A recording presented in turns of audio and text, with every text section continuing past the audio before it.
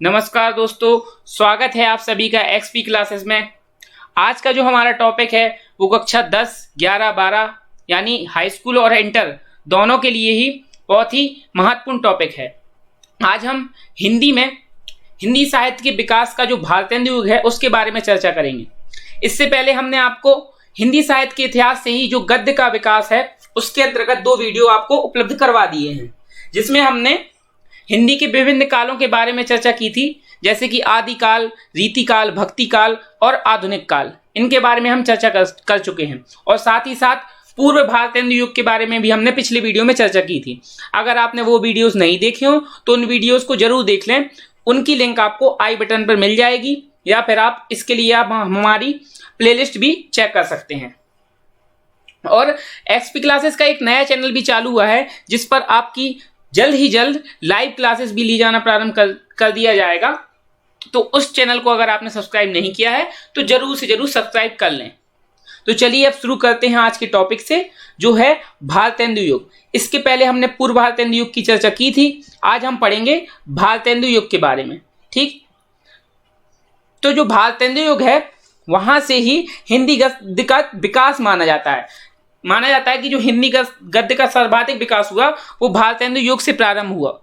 थोड़े से इसके जो कहते हैं कि जब कोई विकास होता है तो एकदम से नहीं होता, थोड़े बहुत इसके जो हमें लक्षण हैं वो पूर्व भारतेंदु युग में भी देखने को मिलते हैं, लेकिन जो सबसे अधिक विकास हुआ है वो भारतेंदु युग से ही हुआ है। इसकी जो समयावधि है वो है 1850 ईस्वी से 1900 ईस्वी तक। हमने पढ़ा था कि पूर्व भारतेंदु युग जो था वो 13वीं शताब्दी से 1850 ईस्वी तक माना जाता है, और भारतेंदु युग जो वो है वो 1850 ईस्वी से 1900 ईस्वी तक माना जाता है। इसके प्रवर्तक जो माने जाते हैं वो भारतेंदु हरिश्चंद्र माने जाते हैं। इन्हीं के नाम पर ही इस युग का नाम जो है वो भारतेंदु युग पड़ा। ठीक है, इस जो ये काल है भारतेंदु युग है, उसके प्रमुख कवि या कह दीजिए लेखक कौन कौन से थे, तो वो ये थे कि भारतेंदु हरिश्चंद्र तो प्रवर्तक थे, तो ये तो प्रमुख लेखक हो ही गए। इनके अलावा प्रताप नारायण मिश्र, बालकृष्ण भट्ट और देवकीनंदन खत्री, इनका नाम भी बहुत अधिक उल्लेख में देखने को मिलता है हमें, जो कि इस काल के प्रमुख लेखक माने जाते हैं। ठीक है, अब इस काल के बारे में थोड़ा हम जानकारी लेते हैं कि इस युग की रचनाओं से देश व जनता की समस्याओं एवं भावनाओं को पहली बार अभिव्यक्ति मिली। क्या अर्थ है इसका? इसका अर्थ है कि जब से ये युग प्रारंभ हुआ, जहां से जैसे 1850 ईस्वी से जैसे ही इस युग की शुरुआत हुई, तो इस युग में जो रचनाएं हुई वो देश में जो उपस्थित समस्याएं थी, यानी जैसे हमारा देश गुलामी में जी रहा था, हम आजाद नहीं हुए थे, तो उस समय देश की जो समस्याएं थी उससे संबंधित बहुत सी रचनाएं हुई, और जनता को कौन कौन सी समस्याओं का सामना करना पड़ रहा था और जनता की उस समय क्या भावनाएं थी, देश की क्या भावना थी, उससे संबंधित रचनाएं हमें देखने को मिलती हैं। इसी युग में भारतेंदु मंडल मतलब होता है कि भारतेंदु जी के समकक्ष जो अन्य हमें लेखक देखने को मिलते हैं। जैसे अभी हमने पढ़ा कि प्रमुख जो लेखक थे प्रताप नारायण मिश्र, बालकृष्ण भट्ट और देवकीनंदन खत्री, इनके अलावा भी अन्य जो लेखक हैं वो भारतेंदु मंडल के लेखक माने जाते हैं। भारतेंदु मंडल मतलब भारतेंदु समूह के लेखक। तो इस युग में भारतेंदु मंडल ने हिंदी गद्य की विधाओं में निबंध, नाटक और उपन्यास इन आदि की रचना की। यानी कि हिंदी जो गद्य है उसमें जो विधाएं होती हैं, जिनमें से निबंध, नाटक और उपन्यास, इन सब में, इन प्रमुख विधाओं में इन्होंने रचनाएं की थी। ठीक, आइए बात करते हैं नागरी प्रचारणी सभा, जो कि बहुत ही महत्वपूर्ण है। इससे बार बार प्रश्न पूछा जाता है कि इसकी स्थापना कहाँ हुई, कब हुई, तो और इनके संस्थापक कौन थे, तो उसके बारे में पढ़ेंगे। तो नागरी प्रचारणी सभा की स्थापना जो हुई थी वो भारतेंदु युग में हुई थी। नागरी प्रचारणी सभा की स्थापना काशी अर्थात बनारस, जो अभी काशी का जो सही नाम है अभी वर्तमान में उसको बनारस बोला जाता है, तो बनारस में कह दीजिए या काशी में, नागरी प्रचारणी सभा की स्थापना काशी में हुई थी, 1893 ईस्वी में हुई थी। ठीक है, और इसके जो संस्थापक थे, काशी नागरी प्रचारणी सभा जो थी उसके संस्थापक जो थे वो श्याम सुंदर दास जी थे, राम नारायण मिश्र जी थे और शिव कुमार सिंह जी थे। ठीक है, तो इनके द्वारा काशी की नागरी प्रचारणी सभा की स्थापना की गई थी। ठीक है, अब कवि वचन सुधा, ये एक पत्रिका थी जिसका प्रकाशन भारतेंदु हरिश्चंद्र जी ने किया था। ठीक है, सन क्या थी? 1868 ईस्वी में। ये बहुत ही इंपॉर्टेंट प्रश्न है, इनसे सन भी पूछ ली जाती है, इनके संस्थापक या प्रकाशन जिसने किया है उनके बारे में पूछ लिया जाता है। और ये भी पूछ लिया जाता है किस स्थान से। तो देखिए अभी हमने पढ़ा था कि नागरी प्रचारिणी सभा की जो स्थापना थी वो भी काशी से हुई थी और कवि वचन सुधा का प्रकाशन भी काशी से हुआ था। ठीक, वो जो स्थापना हुई थी वो 1893 ईस्वी में हुई थी। नागरी प्रचारिणी सभा की स्थापना 1893 ईस्वी में हुई थी और कवि वचन सुधा का प्रकाशन जो था वो 1868 ईस्वी में हुआ था। ठीक है, अब हम बात करते हैं हिंदी गद्य में प्रथम क्या क्या प्रथम विधाएं थी, उनकी जो रचनाएं हैं, प्रथम रचनाएं, उनके बारे में पढ़ेंगे। तो हिंदी का जो प्रथम नाटक माना जाता है वो नहुस, उसको हम नहुस के नाम से जानते हैं। जो हिंदी का प्रथम नाटक जो जिसकी रचना हुई थी प्रथम नाटक की वो नहुस है और इसके जो रचनाकार थे वो थे गोपाल चंद्र गिरधरदास। यानी हिंदी का प्रथम नाटक नहुस है। हिंदी का प्रथम उपन्यास परीक्षा गुरु है। परीक्षा गुरु के जो रचनाकार थे वो थे लाला श्रीनिवास दास। हिंदी की जो प्रथम कहानी है उसको इंदुमती कहते हैं। इसके जो रचनाकार थे वो थे किशोरी लाल गोस्वामी जी। हिंदी का जो प्रथम यात्रा वृत्तांत है, यात्रा वृत्तांत मतलब किसी यात्रा से के बारे में लिखी गई रचना को यात्रा वृत्तांत कहते हैं। जैसे हम कहीं घूमने जाते हैं और वहां के बारे में हम अगर वर्णन करें, पूरी अपनी यात्रा का ब्यौरा लिखते हैं तो उसको हम यात्रा वृत्तांत कहते हैं। तो जो हिंदी का प्रथम यात्रा वृत्तांत था वो है सरयू पार की यात्रा और इसके जो लेखक है वो भारतेंदु हरिश्चंद्र जी हैं। ठीक है, आगे बात करेंगे हिंदी भाषा का जन जागरण में प्रचार और प्रसार करने वाली महत्वपूर्ण संस्थाएं कौन कौन सी थी, उनका स्थापना वर्ष क्या है और उनके संस्थापक कौन है। ठीक है, संस्थाएं कौन कौन सी थी? 5 संस्थाएं वैसे महत्वपूर्ण हैं। एक है ब्रह्म समाज, दूसरी है रामकृष्ण मिशन, तीसरी है प्रार्थना समाज, चौथी है आर्य समाज और 5वीं है थियोसोफिकल सोसाइटी। ठीक है, थियोसोफिकल सोसाइटी। ठीक, जो ब्रह्म समाज है उसके संस्थापक थे राजा राम मोहन राय और इन्होंने इसकी जो स्थापना थी वो 1829 ईस्वी में की थी। रामकृष्ण मिशन की जो स्थापना थी वो स्वामी विवेकानंद जी ने की थी और इसका स्थापना वर्ष 1867 ईस्वी था।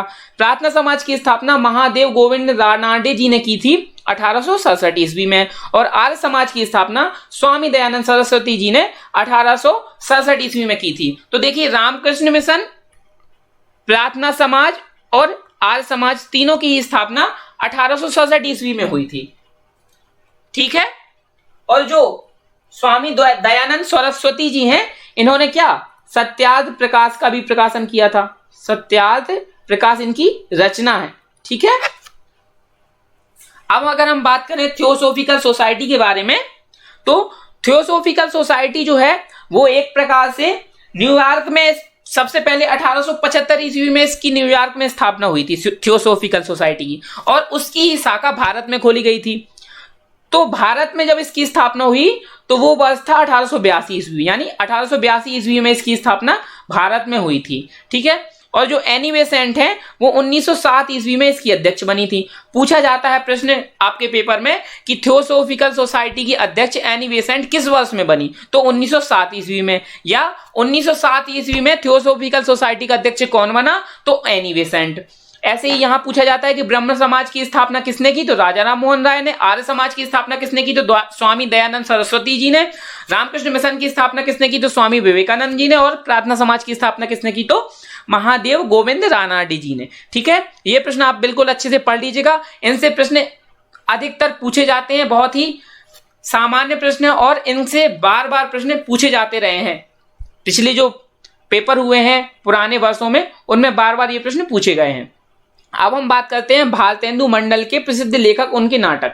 ठीक है, भारतेंदु मंडल, अभी मैंने आपको बताया था कि भारतेंदु जी के जो समकालीन लेखक थे उनको भारतेंदु मंडल के लेखक माने जाता है। ठीक है, और उनके जो नाटक है उनके बारे में हम चर्चा करेंगे। देखिए सबसे पहले तो भारतेंदु हरिश्चंद्र जी के नाटक पढ़ेंगे। भारतेंदु हरिश्चंद्र जी की कौन कौन से नाटक हैं? वैदिकी हिंसा, हिंसा न भवति, विशस्य विस्मोत्सधम, रत्नावली, भारत दुर्दशा, नील देवी, अंधेर नगरी और सती प्रताप। ये भारतेंदु हरिश्चंद्र जी के प्रसिद्ध नाटक हैं। ठीक है, अब प्रताप नारायण मिश्र जी के कौन कौन से नाटक हैं, तो वो हैं गौ संकट, कली प्रभाव, भारत दुर्दशा और हठी अम्मीर। अब आप सोचेंगे कि भारत दुर्दशा यहाँ पर भी है और भारत दुर्दशा यहाँ पर भी है, तो भारत दुर्दशा के नाम से एक रचना भारतेंदु हरिश्चंद्र जी ने की है और भारत दुर्दशा के ही नाम से एक अन्य रचना प्रताप नारायण मिश्र जी ने भी की है। तो आप ये दोनों ही पढ़ के रखें, याद रखें। जब भी आपके पेपर में प्रश्न आएगा तो ऑप्शन में या तो भारतेंदु हरिश्चंद्र जी होगा या फिर प्रताप नारायण मिश्र जी होगा, लेकिन भारत दुर्दशा के नाम से जो ज्यादा प्रसिद्ध रचना है वो भारतेंदु हरिश्चंद्र जी की है। अगर कभी ऐसा हो कि पेपर में आपके भारतेंदु हरिश्चंद्र और प्रताप नारायण मिश्र दोनों हो तो आप भारतेंदु हरिश्चंद्र ही लगा कर आइएगा, ठीक है। अगला है बद्री नारायण चौधरी प्रेमघन। इनके जो नाटक हैं वो है भारत सौभाग्य और प्रयाग रामागमन, ठीक है। ये दो नाटक हैं जो बद्री नारायण चौधरी प्रेमघन जी के हैं। अगला है बालकृष्ण भट्ट। इनकी कौन कौन से नाटक हैं? कालीराज की सभा और रेल का विकट खेल और बाल विवाह, ये इनके प्रसिद्ध नाटक हैं, ठीक है, पंडित बालकृष्ण भट्ट जी के। राधाचरण गोस्वामी, इनके प्रसिद्ध नाटक हैं अमर सिंह राठौर और बूढ़े मोह मुहासे, ये इनके प्रसिद्ध नाटक हैं। किशोरी लाल गोस्वामी जी के कौन कौन से प्रसिद्ध नाटक हैं? प्रणयनी परिणय और मयंक मंजरी, ये इनके दो प्रसिद्ध नाटक हैं। लाला श्रीनिवास दास जी के कौन कौन से प्रसिद्ध नाटक हैं? रणधीर, प्रेम मोहिनी और संयोगिता स्वयंवर। तो ये सभी रचनाएं भारतेंदु युग में हुई थी।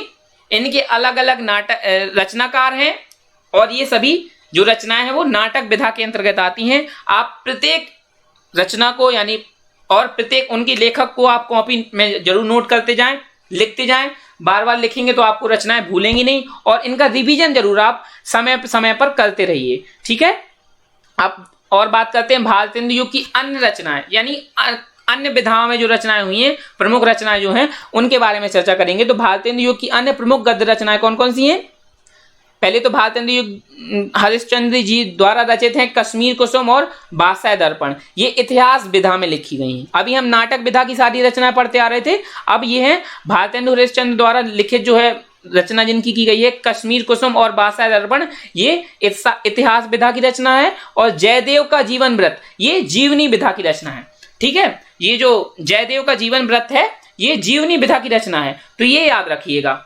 जो जीवनी विधा का जो जन्मदाता माना जाता है वो भारतेंदु हरिश्चंद्र जी को ही माना जाता है कि जीवनी लिखना प्रारंभ भारतेंदु हरिश्चंद्र जी ने ही किया था, ठीक। तो ये एक अन्य चीज आप याद रख सकते हैं। प्रताप नारायण मिश्र, इनकी कौन कौन सी रचनाएं हैं?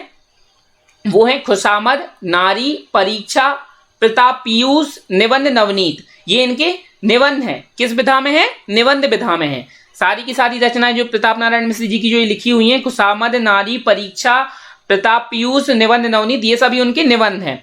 राधा कृष्ण दास जी ने उपन्यास लिखा हुआ है, कौन सा? निस्सहाय हिंदू, ठीक, इसको आप नोट कर लीजिएगा कॉपी में।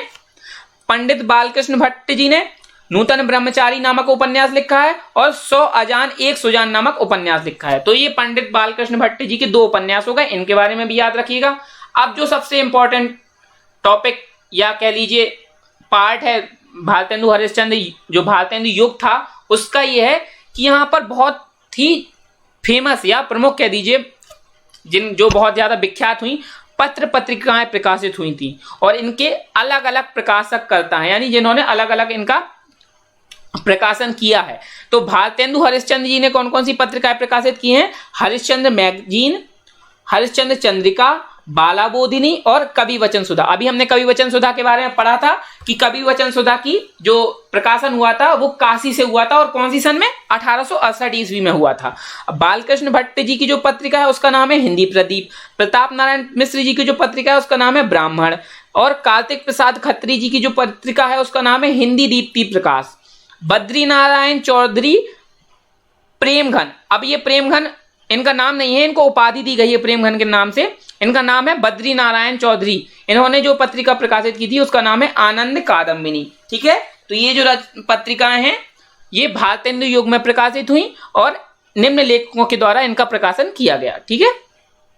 अब आज के लिए जो भारतेंदु युग था वो आज समाप्त हो रहा है। भारतेंदु युग के अंतर्गत जो भी प्रमुख घटनाएं थी, जो भी प्रमुख रचनाएं थी, नाटक थे, निबंध थे या उपन्यास थे, उनके बारे में आज हमने चर्चा की है। इन सभी को आप अपनी कॉपी में जरूर नोट कर लीजिएगा और बार बार इनका समय समय पर रिवीजन करते जाइए। साथ ही साथ पुराने जो हिंदी साहित्य के वीडियोस अपलोड किए जा चुके हैं उनके बारे में ही पढ़ते रहिए।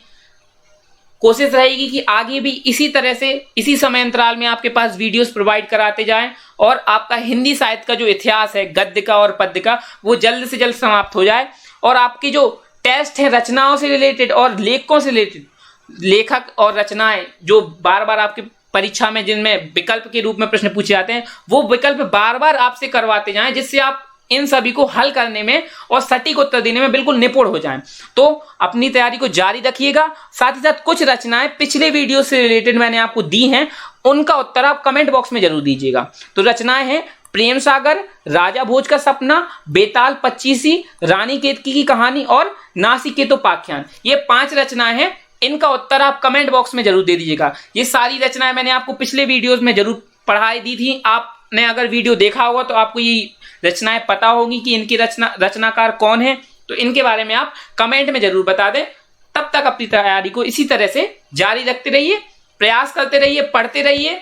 और साथ ही साथ इस वीडियो को अगर आप अपने दोस्तों के साथ शेयर करें तो बहुत ही अच्छा होगा, क्योंकि जब आप शेयर करेंगे तो आपको भी उनसे अच्छी जानकारी प्राप्त होती रहेंगी। वीडियो अच्छा लगा हो तो लाइक जरूर करिएगा, और साथ ही अगर आपने अभी हमारे चैनल को सब्सक्राइब नहीं किया है तो उसको जरूर सब्सक्राइब कर लें। धन्यवाद।